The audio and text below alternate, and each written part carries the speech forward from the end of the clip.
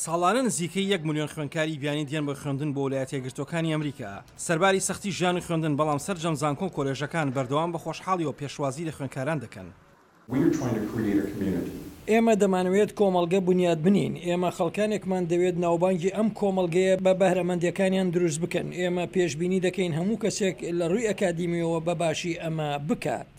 دۆگلاس شۆ شارەزا لە بواری استراتیژی نێودەوڵەتی بۆ خوێندکاران لە زانکۆی جۆرج واشنگتن باز لە جیاوازی زانکۆ و شارەکان دەکات. ئەگەر تو ئاسوودە نەبی لە شاری گەورەدا ڕەنگە زانکۆی جۆرج واشنگتن بۆ تۆ نەگونجێت، بەڵام ئەگەر بەلاتەوە گرنگە لە ناوەندی شارێکی جیهانیدا بژی ڕەنگە زانکۆی جۆرج واشنگتن بۆ تۆ باش بێت. ڕاهاتن زۆر گرنگە. سەبارەت بە دۆزینەوەی دەرفەتی کار پەیوەندی بە زانکۆ و تایبەتمەندی خوێندنەوە، سام براون تایبەتمەند لە بواری خوێندکارانی بیانی و هاوکاریان پێی وایە من لەو باوەڕەدام بایەخێکی دیکە دەرفەتی کارە لە پرۆگرامەکانماندا. لە زانکۆکان چەندین دەرفەت لە بەردەستدایە، لەبەرەوە چەندین بایەخ و ڕادەستگەشتن و دەرفەتی جیاواز لە بەردەستدان بۆ خوێندکاران.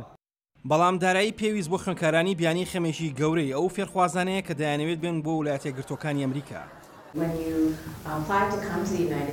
کەسانێکی زۆر دێن بۆ خوێندن لە ئەمریکا پێویستە بیشانیان بدەین دارایی پێویست بۆ خوێندنەکەیان لە بەردەستیاندایە بۆمانەوە لە خوێندنەکانیان پێویست ناکات ئیش بکەن. ئەمە یەکەمی هەنگاوە کە کاری لەسەر دەکەین. کاتێکیش دەگەنە ئێرە ئەو دەرفەتەیان بۆ دەرەخسێنین بۆ ئەوەی کار بکەن لە بەشە تایبەتەکانی فێرخوازان بۆ هەندێک لەوانی کە ڕەنگە ئینگلیزیەکەیان زۆر باش نەبێت. دوا بدوای ئەوەی کە لە زانکۆش دەردەچن پرۆگرامێکیان هەیە بە ناوی ڕاهێنانی کردداری لە بوارەکەی خۆیاندا کە لە دواییدا دەیان خاتە سەرکار لە ئەمریکا. چەندین پرۆگرامی دیکەشمان هەیە.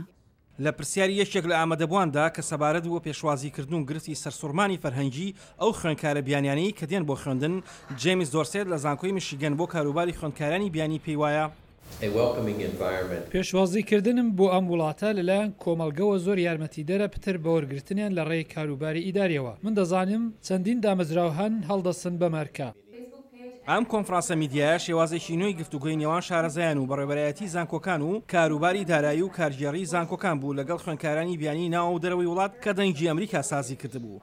دەرەنجام زانکۆکانی ئەمریکا لە هەوڵی کار ئاسانی زیاتردان بۆ خوێندکارانی بیانی لەبەرەوەی ساڵ بە ساڵ ڕێژەیان لە زیادبووندایە.